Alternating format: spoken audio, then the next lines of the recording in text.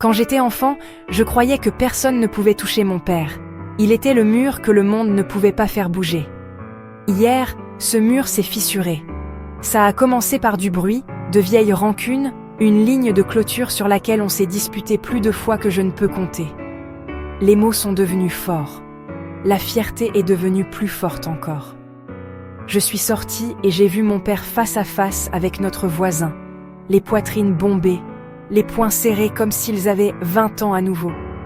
Je me suis dit, il va bien. Il va toujours bien. Et puis c'est arrivé. Une poussée, un coup, une mauvaise chute. Le silence. Le genre qui engloutit une rue entière. Mon père invincible, par terre, les yeux vacillants comme les lumières après une tempête. Aujourd'hui, je suis dans une chambre d'hôpital qui sent le désinfectant pour les mains et les secondes chances. Les machines ronronnent, la respiration de mon père se stabilise.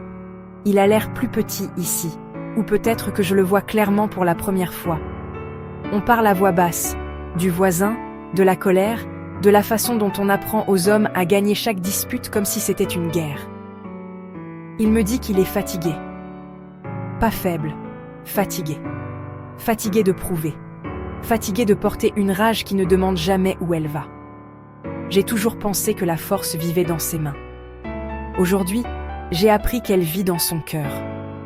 La force, c'est l'excuse qu'il m'a demandé de livrer. C'est l'appel qu'il veut passer quand il sera stable. C'est la façon dont ses yeux s'adoucissent quand il dit « Je veux vivre assez longtemps pour te voir devenir l'homme que je n'ai jamais su être. » Si vous écoutez ceci, appelez quelqu'un que vous aimez. Vérifiez vos clôtures et votre fierté. Laissez la dispute se terminer là où l'amour commence. Mon père n'est pas invincible, il est humain. Et d'une certaine manière, ça le rend plus incassable qu'avant. Parce que hier, c'était un combat. Mais aujourd'hui, c'est un choix. Et je choisis de rentrer chez moi différent.